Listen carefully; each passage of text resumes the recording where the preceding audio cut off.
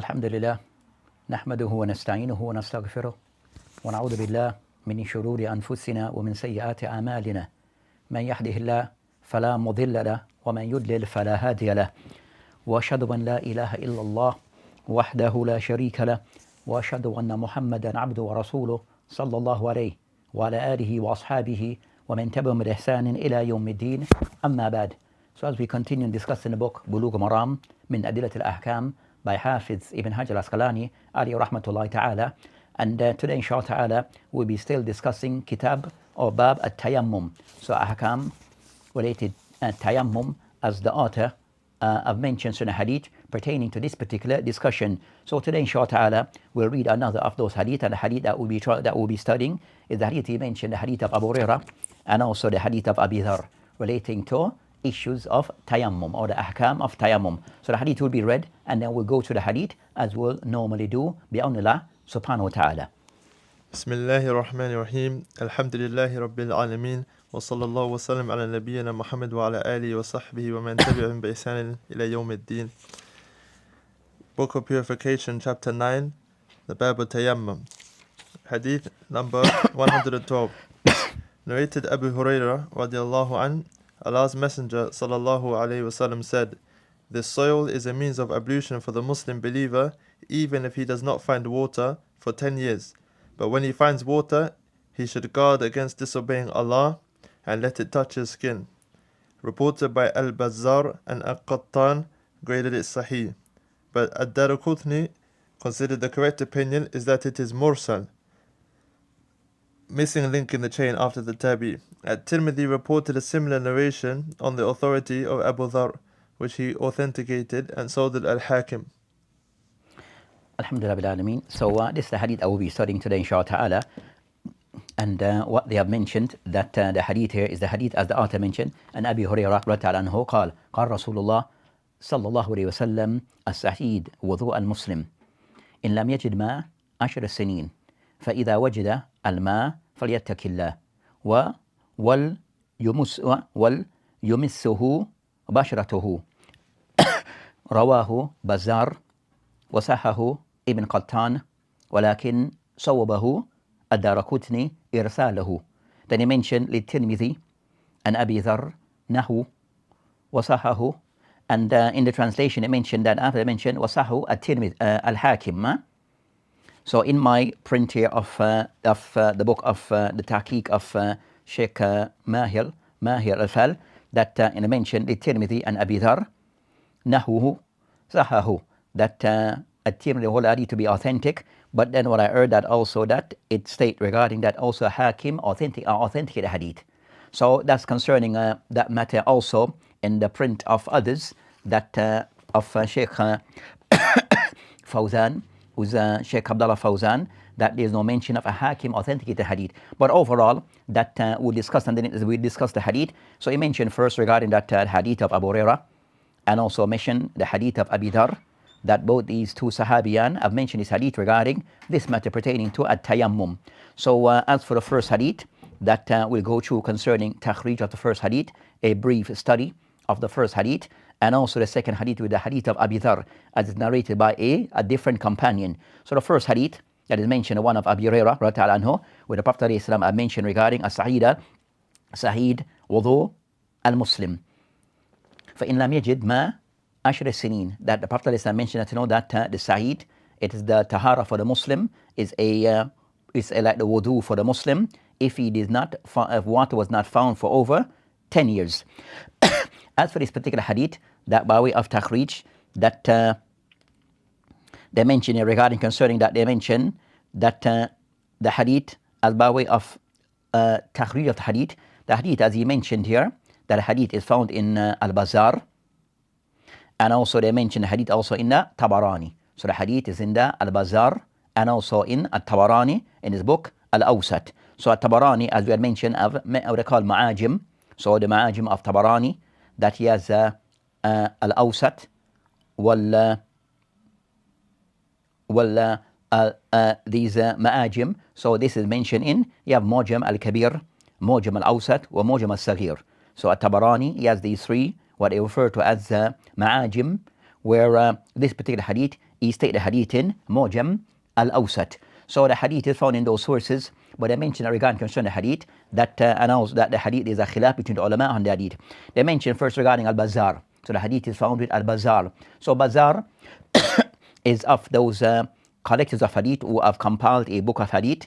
So one of those who are the collectors of the book of hadith, and his book that it is known, the book now is in print, the book of Al-Bazar, and it's called Al-Bar Al-Zakhar Ma'ruf Bimusnad Al-Bazar. So this book is called Al-Bar Zakhar, which referred to as Musnad Al-Bazar. And out of this book, that it is Imam Al-Hafiz Abu Bakr Ahmad ibn Umar ibn Abdul Khaliq Attaki Al-Bazar. So Attaki Al-Bazar, and he died 292.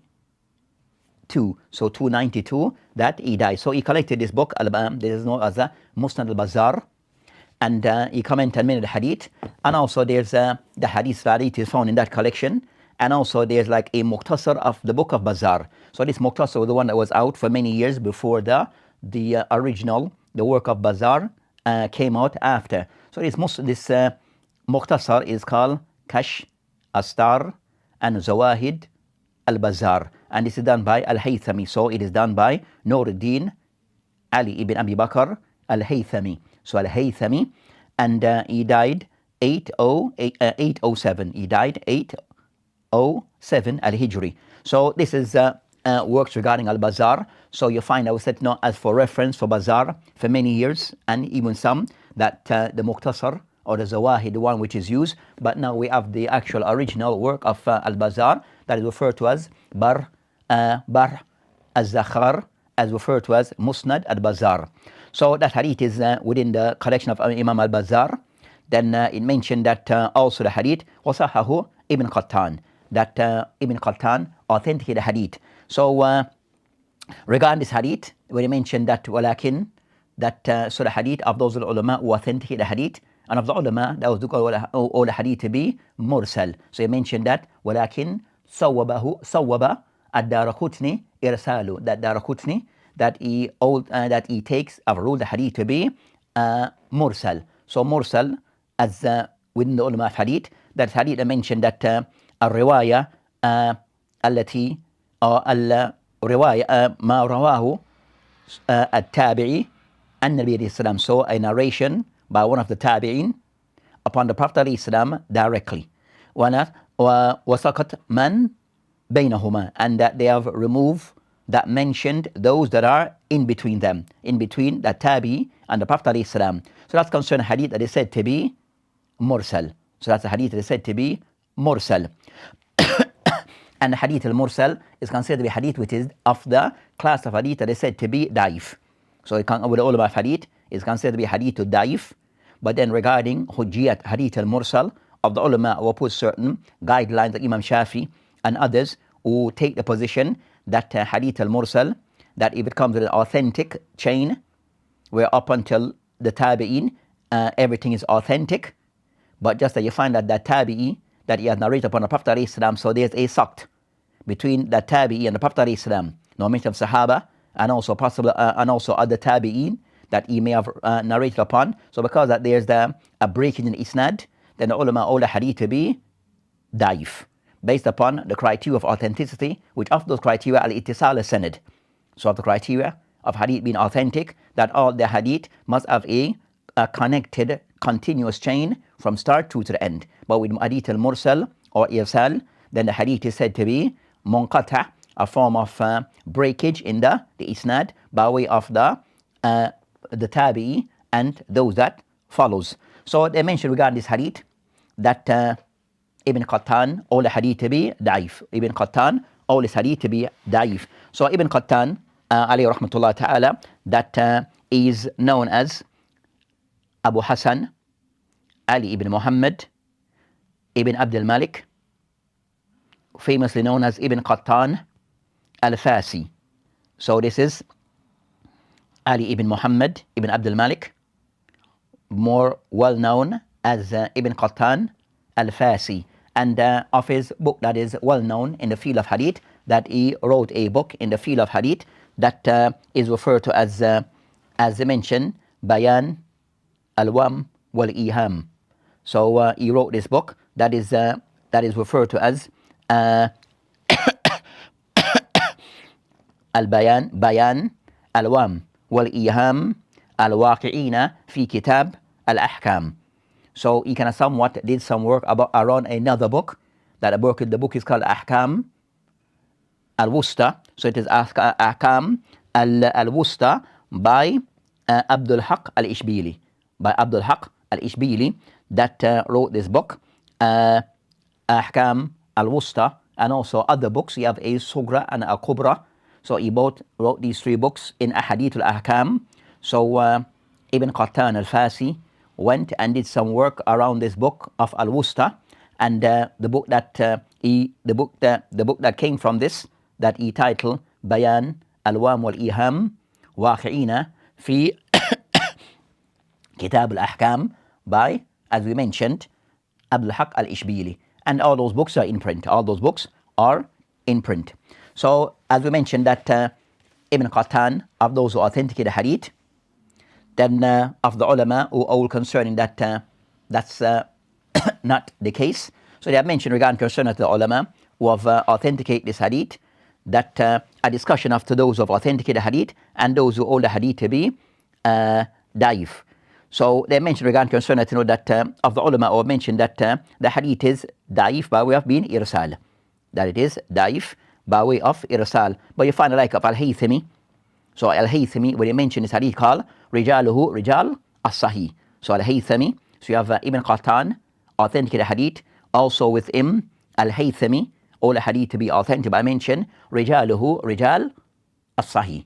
That the Rijal, so that kind of somewhat does, he mentioned this regard, that's not, that may mean that he authenticated hadith also. But as for Ad-Daraqutni and others who take the position that hadith it is daif. So Ad-Daraqutni and other of the ulama who take the position it is daif. So you find others who have somewhat agreed that the hadith is daif, like Ibn Rajab, of those also who state regarding this matter that the hadith is daif, mursal, whereas a narration that Ibn Sirin, in some narration mentioned Ibn Sirin narrating the hadith.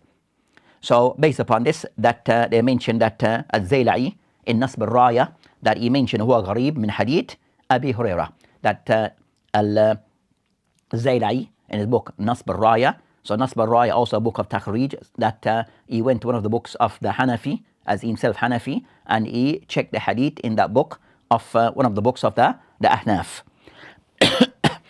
Then he mentioned that Zayla'i in his book Nasb al-Raya, he mentioned huwa gharib min hadith Abu Hurairah, is a like strange from the hadith of Abu Hurairah anhu, walahu illa, and also this hadith it is of illa, wa mashhur hadith Abi Dhar, that he mentioned what is more famous, that is the hadith of, or what is more popular is the hadith of Abi Dhar. So generally concerned the ulama have a discussion regarding this particular hadith.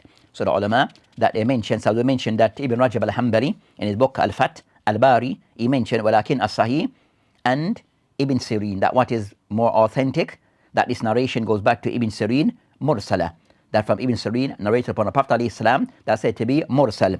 قال له الدارقطني وغيره, and also that Daraqutni and others have put this forward. Daraqutni and others who have put this forward.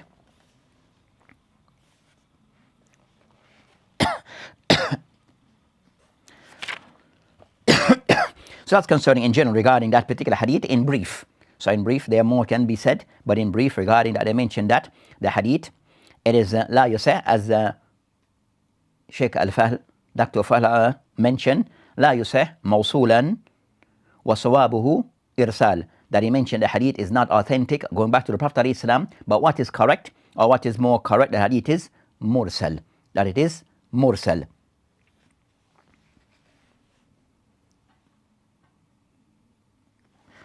So as for this particular hadith, that's the first hadith that is mentioned. So he mentioned regarding concerns to the hadith that is mentioned here, that hadith is there's some kalam between the ulama, a discussion between the ulama regarding its authenticity, of those of the ulama who hold the hadith to be authentic and others who hold the hadith not to be authentic. And the more, as he mentioned here, that what seems to be more correct, the hadith it is not authentic, it is mursal. So the hadith is mursal. Then he mentioned second, the Tirmidhi, and Abi Dhar, Nahu, Wasahahu. So then he mentioned regarding that with this also, that he state that there's a narration in the Tirmidhi of this hadith, and Abi Dhar, and this hadith is narrated upon the authority of Abi Dhar, as-Sahabi Abi Dhar, not Abu Hurairah, with somewhat similar. So yeah, similar hadith. So they mentioned regarding concerning that with this now, the other hadith that is mentioned, with the hadith of Abi Dhar. So the hadith of Abi Dhar, that when this hadith of Abi Dhar, it is mentioned that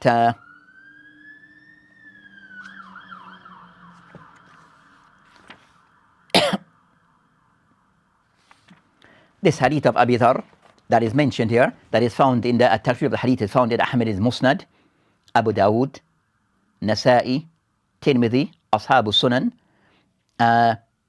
with then also without Ibn Majah, also the hadith in the Al-Bayhaqi, fi as-Sunan, also the hadith is found in the Tayalisi, Ibn Hibban, Al-Hakim, so also the hadith in the Al-Hakim, so others who have narrated the hadith, so the hadith is found with Ahmad, the hadith of Abi Dhar, that he mentions here, to support the hadith of Abu Hurairah, is mentioned in Ahmad in Musnad, Abu Dawood, Nasa'i, At-Tirmidhi, Bayhaqi in the Sunan. Also the hadith can be found in Abdul Razak, Daraqutni, Ibn Abi Shaybah, Tayalisi, Ibn Hibban, Wal Hakim. So these are of those other sources that mention this hadith. So this had the hadith that have been mentioned here, with the hadith of Abi Dhar, that this hadith that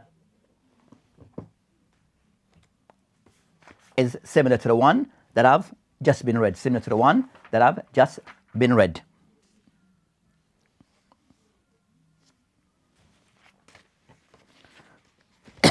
So the hadith,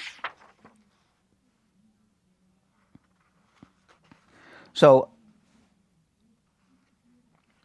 the hadith of Abi Dhar is much more longer, as the narration that he mentioned, that much more longer, but of the part that is somewhat is the shahid from the hadith, it mentioned regarding concerning as-Sa'id, the hadith of Abu Sa'id, of the hadith of Abi Dhar, it mentioned, the Prophet ﷺ mentioned the hadith, as-Sa'id, at-Tayyibu, wudu al-Muslim, ولو إلى 10 سنين فإذا وجدت الماء فأمسه جلدك فإن ذلك خير. So that's the hadith of Abi Dhar. So the hadith of Abi Dhar mentioned regarding that to the Prophet Islam, that he had some small animals, and then that he have requested for Abi Dhar to give it away to the Badia, to a place called Rabatha, so a place called Rabatha.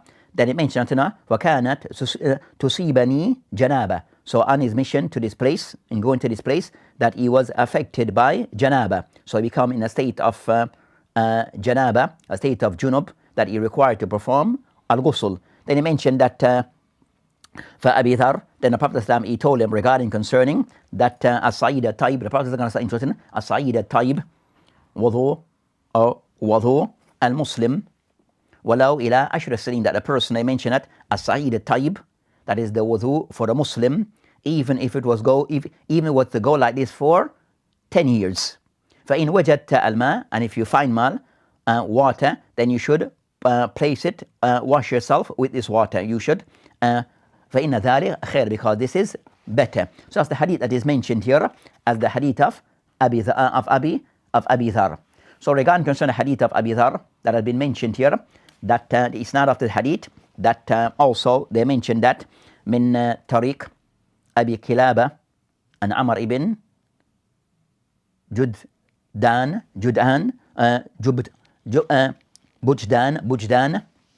and Abi Dhar. So that's concerned the isnad, part of the isnad of this hadith. So you have some discussion between the ulama on this particular isnad. So the hadith of Abi Dhar in the Tirmidhi and others, there's some discussion regarding this particular hadith. We find some of the ulama again that they have mentioned that of those who have authenticated this hadith of Abi Dhar. So also the second hadith, there's some discussion regarding this hadith of Abi Dhar, that some of the ulama have authenticated this hadith. Amongst those who have authenticated hadith, they mention at-Tirmidhi, as in his, when he mentioned hadith, he can say, هذا hadithun hasanun sahih. So at-Tirmidhi, rahimahullah ta'ala, he mentioned the hadith, it is hasanun sahih. And some mention it, hadith hasan. But overall, you can all the hadith to be authentic. That is at-Tirmidhi. Then also you find that al-Hakim, and is that Hakim also, when he mentioned the hadith, that also he mentioned in his book, Al-Mustadrak, indicating that hadith is daif. Then he mentioned Hakim called hadithun. Then he mentioned Aitha called sahih, walam yakharrijahu, that both Bukhari and Muslim did mention this hadith, but he mentioned the hadith is sahih. But overall, then you have a third of the ulama who authenticate the hadith of Abi Dhar in the Tirmidhi. We have An-Nawawi in his book Al-Majmu'. So An-Nawawi in his book Al-Majmu' that also authenticate this particular hadith. So and also of contemporaries who they mention who have authenticated the hadith, that they have mentioned that also have mentioned that have authenticated the hadith, also Sheikh Albani and also Sheikh Arnaout. So Sheikh Arnaout also authenticated the hadith. That they mentioned the hadith, there's some discussion regarding one of narrators in the hadith, who's Omar ibn Bujdan. So Omar ibn Bujdan, that is some discussion regarding that particular narrator. So of those who all the hadith to be authentic, and we mentioned at-Tirmidhi, also al-Hakim, and also an-Nawawi, Albani, and Sheikh Arnaout, of those who authenticate the hadith. Then also we have another, we have of the ulama who all the hadith not to be the case. That of those who all the hadith to be daif. They mentioned concerning of them Ibn Qattan. So Ibn Qattan al-Fasi in his book Bayan al-Wam wal-Iham, that he mentioned huwa hadithun daif, la shakka fi. So he mentioned the hadith is daif, la shakka, and there is no doubt about it. Also Ibn Rajab, that I've mentioned in his book Al-Farqal, tukullim fihi ba'duhum, that some of the ulama have spoken about this person. I will mention Amr ibn Bujdan, that لاختلاف وقع في تسمية الشيخ ابن قلابة لأن عمر ابن بجدان غير معروف. So this Amr ibn Bujdan, that is not said to be known. قال له أحمد وغيره. Ahmed kind of somewhat stated of statement of that like, of that nature, that is someone who's unknown. So based upon this, you have some kalam between the ulama regarding this particular narrator.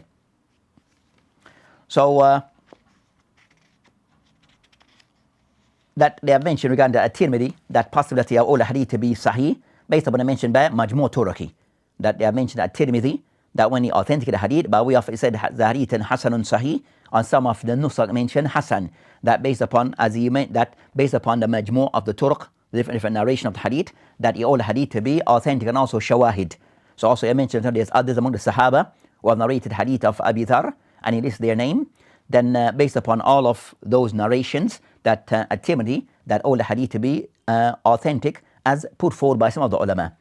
Then they mentioned regarding concern that, as was mentioned, that this particular narrator, who's Amr ibn Bujdan al-Amiri, that I mentioned that huwa majhul, that he said to be majhul, where they mentioned that Imam al-Bukhari, I mentioned in his book At-Tarikh al-Khabir, and also Ibn Abi Hatim in his book Ajar wa Ta'adil, and they didn't mention anything regarding jar, anything that is disparaging statement about the person, nor anything of at-Ta'adil. So nothing to praise the person, nor anything of disparaging statement about the person. So kind of somewhat they see that as majhul.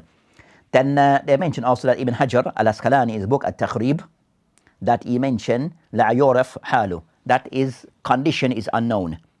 So based upon this, that they have mentioned that this hadith is under some discussion. We mentioned that of the ulama authentic, also Ad-Daraqutni, also the hadith to be authentic, as mentioned by Ibn Hajar, as he mentioned Sahahu At-Tirmidhi, Ibn Hibban, wa Ad-Daraqutni. So in his book Fath al-Bari, that Ibn Hajar mentioned this hadith, it is authentic by At-Tirmidhi, Ibn Hibban, and also Ad-Daraqutni, and the others that we have mentioned, who have authenticated this hadith, I would say of contemporary Sheikh Albani, and also Sheikh Shuaib Arnaout in his Sunan, in his book Al-Jami' At-Tirmidhi, of his check-in. So the hadith here somewhat on the discussion that Sheikh Abdullah Fawzan, in looking at hadith, kind of somewhat he have mentioned regarding concern with the hadith of that with this person, Amr ibn Bujdan, that Ibn Hibban, all him to be thiqah, Al-Ijli, all him to be thiqah, that of the ulama who somewhat didn't mention anything regarding him, all him to be majhul. Also, Qala Ahmad, that Abdullah ibn Ahmed, so Abdullah ibn Ahmed, قلت لأبي, that Abdullah ibn Ahmed, قلت لأبي, that he said, asked his father, Amr ibn Bujdan, معروف, قال لا. So Abdullah, he asked his father, Imam Ahmed, is this person Amr ibn Bujdan معروف? قال أحمد لا. قال ابن قتان لا يعرف, that the person is not known. قال الذهبي مجهول الحال, مجهول الحال. So الذهبي, that mentioned in the book Al-Mizan, that his person is مجهول الحال. And also, as we mentioned, that Ibn Hajar also mentioned, لا يعرف حاله, that his condition, his state, it is not known. It is not known. So based upon that, you have that discussion between the ulama on this hadith, that Sheikh Abdullah Fawzan, in his explanation, he mentioned, والحديث بالاعتبارات المذكورة لا ينزل عن درجة الحسن. Or that he mentioned the hadith, that it seems to him that it is more in line, that hadith being Hasan. And that's the hadith that it doesn't fall below that being the hadith which is said to be Hasan. So that's concerning those two hadith that are mentioned between the ulama. So then the next of those things that are mentioned regarding the hadith, regarding that we'll mention as Sheikh Abdullah Fawzan, when he said the hadith, he mentioned something regarding Abi Dhar. So we have mentioned before about Abu Hurairah. Now we just mention in brief regarding the second narrator of the hadith, which is the hadith of Abi Dhar. So man Abi Dhar. So they mentioned Abi Dhar, that is name Jundub ibn Junada, Jundub ibn Junada al-Ghifari. So Jundub ibn Junada Ghifari, and he said to be of those ones who accepted Islam early.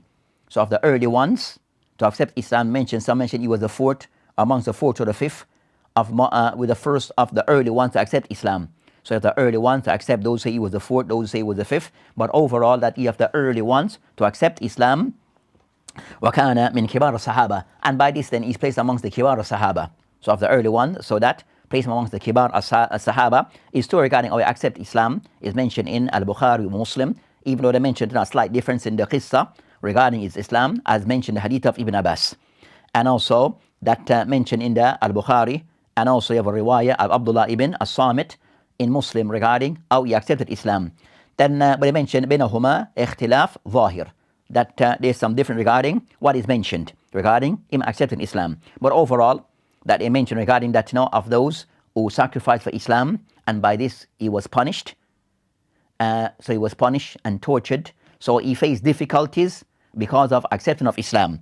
Then I mentioned that as for him, as his lifestyle, كان زاهدا صادقا عالما عاملا شجاعا يصيب في الرمي, that a person that he was known for is zuhd, also sadiq, also a person of ilm, a person also that a person was a doer, also known for his bravery, and also he was good at shooting of arrows. So was good at shooting of arrows. Then also that the Prophet also mentioned that regarding Abi Dhar, as it is stated regarding that I've mentioned regarding that ما من رجل أصدق لهجة من أبي ذر, that of being of those who that they are very truthful tongue. So a person was known to be very truthful in his tongue.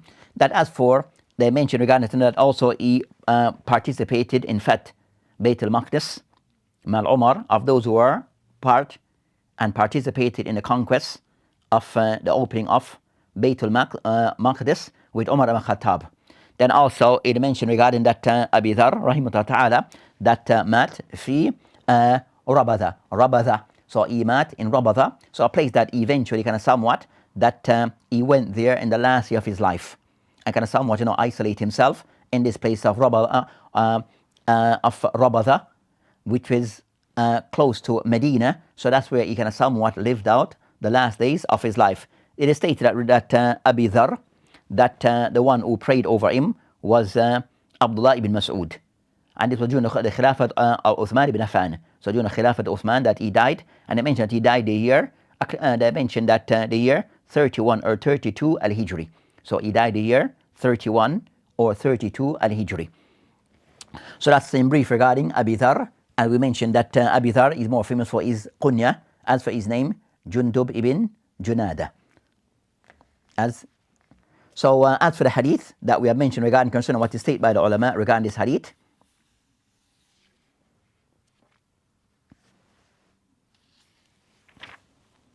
as for what can be now taken from the hadith regarding some of the ahkam and fawahid, they mention as-sa'id wudu al-muslim. That the Prophet has mentioned as-sa'id. So as-sa'id regarding concern to know that they mentioned regarding not those things that are on the face of the earth or the dirt that are intended at turab and the likes, or things that are the natural stuff of the earth regarding rocks or a dust, sand. So those natural stuff of the earth, then it fall into as-sa'id. So they mentioned regarding concerning as-sa'id, that I mentioned some narration mentioned at-tayyib. So as-sa'id, at-tayyib, so pure, clean, dirt. Then giving emphasis that's a wudu or wudu.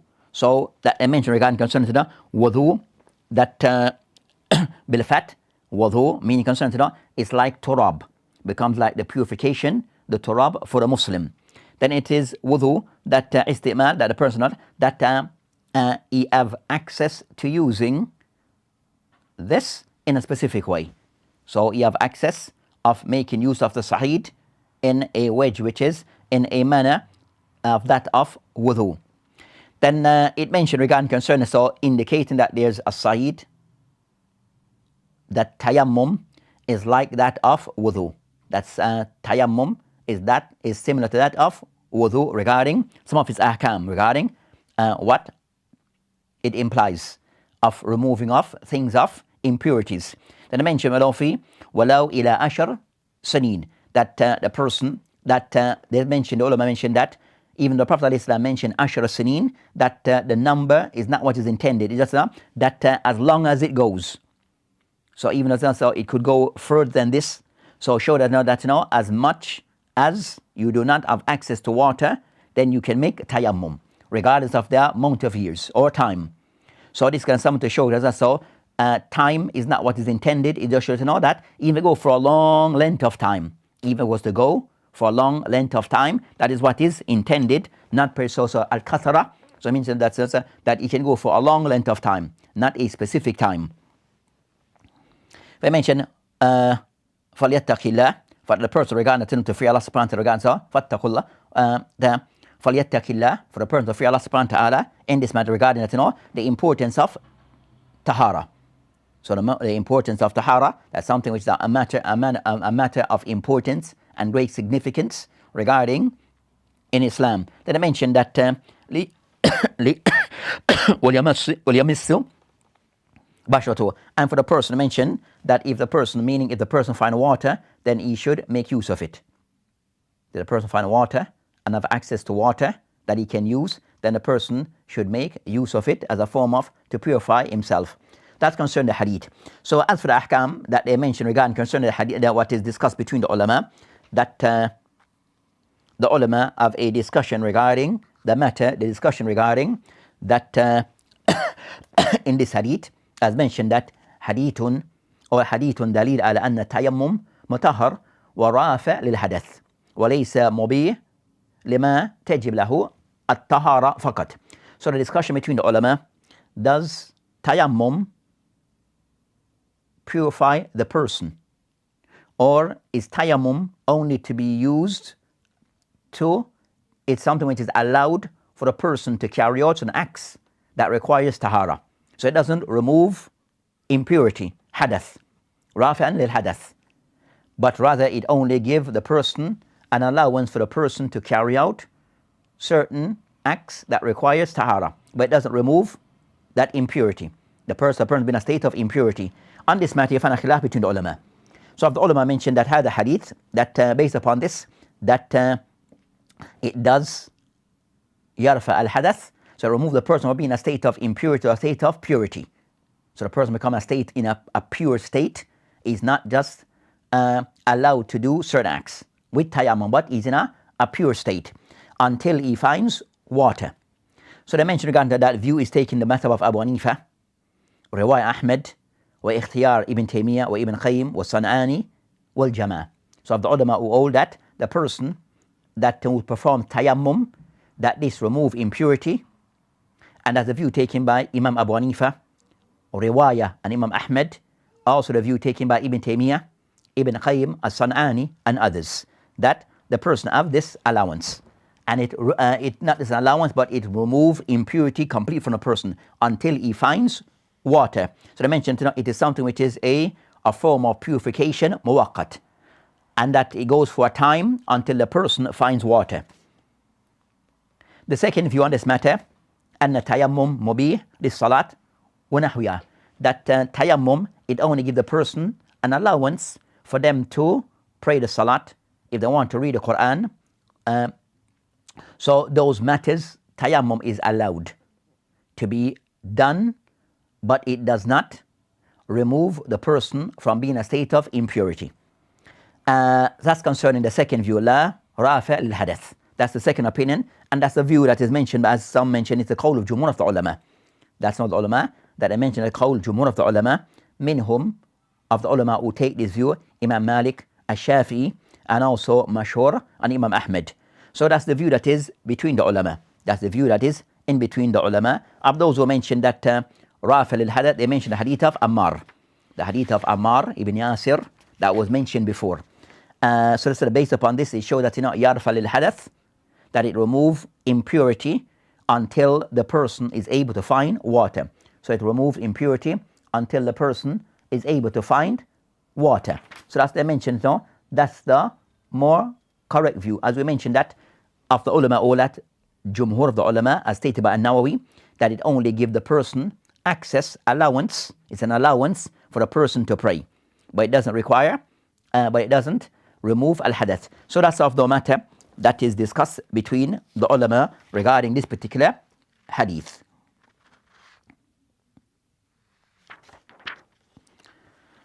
And next of the masail that are mentioned regarding this particular hadith, that a matter to discuss, al-yubtil at-tayammum, the tayammum becomes invalid bi-wujud al-ma, with the existence or the presence of water, wa in kana fi salah. So this is the case regarding if a person is in salah and he had performed tayammum while in salah, while performing the salah, that a person, that now water is found, water now is present. So what to be done? Does a person, salat becomes automatically invalid because water now becomes present, or what to be done? On this matter, the ulama, they discuss regarding the issue. So again, the issue is the person is in salah and water, he made tayammum to pray, but while praying in the salah, water is found. He now have access to water.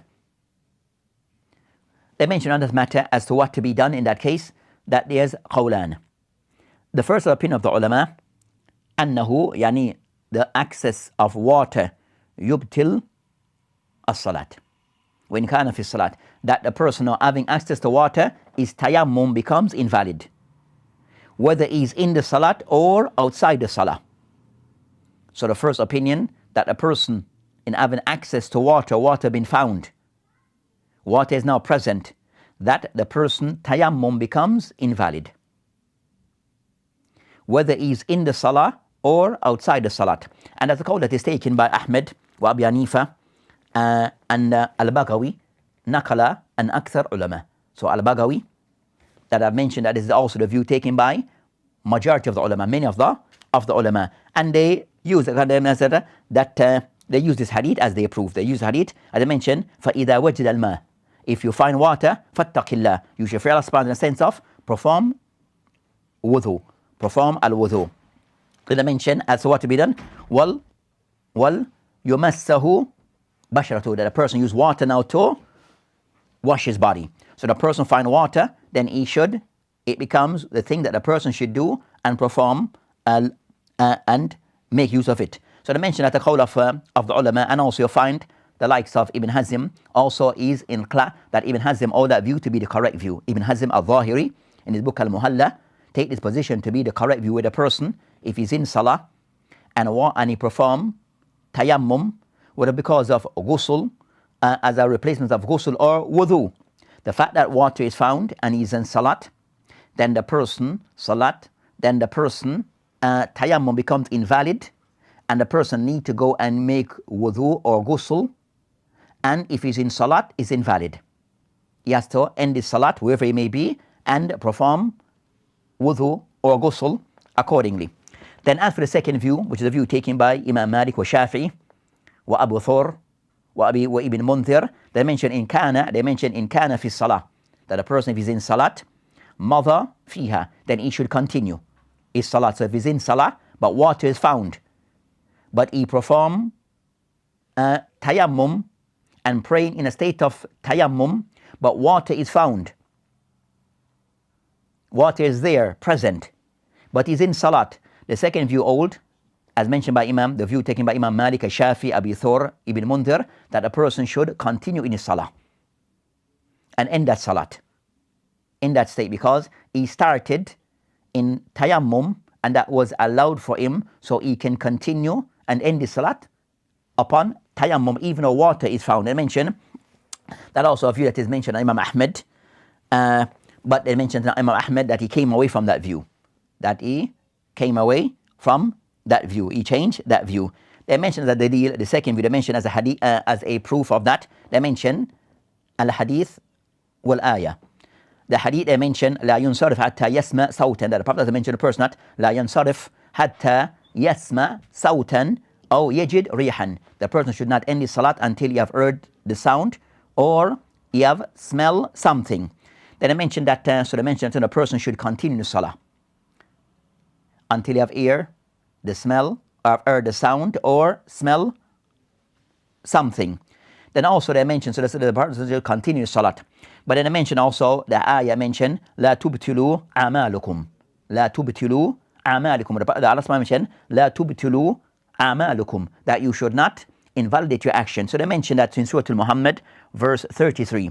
So the second opinion, the first opinion, respond to this by saying that, as for the ayah, وَلَا تُبْتِلُوا أَعْمَالُكُمْ, that is in relation regarding ash-shirk, wal-riya, wal-man, that a person who invalidates his act by having shirk, by the person invalidate his action by way of doing things with riya, or al-man, reminding people of what he did. So the person invalidates action by these things, regarding those things which is qalbiyya, ar-riya, or things of shirk, or things of man. So they mentioned, and also they mentioned too the hadith of the Prophet. They mentioned the hadith that is mentioned, لا ينصرف حتى يسمع صوتا أو تجد ريحا أو يجد ريحا, that is in relation to the person of shak in his salah. That is the hadith, is in relation to the person that of shak, doubt in his salat. Did I pass when? Did I not? Then the Prophet said, so that hadith is not regarding the person. So the person started his salat, is in tahara, in his salah, but he has doubt regarding wind, paying past Allah. So they said, no, that hadith is not in relation to our discussion. So Allahu Alam, that the first opinion is the one which is more correct, meaning that the person, he made tayammum because he was unable to have access to water, or he was ill, but then the person that have access to water, but then he has water is found, but when it is found and brought to him, he is in salah.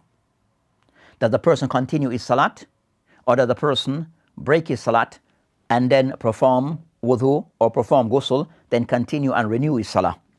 So the qawl which is correct, that the person breaks his salat becomes invalid because water is found, so his tayammum becomes invalid upon having access to water. So the qawl awwal becomes the more correct view. Allah Ta'ala alam.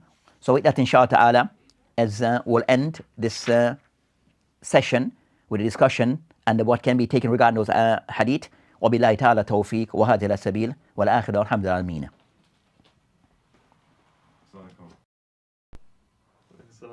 She's been dying to come in and look. Say hello. Give Yeah, you come right.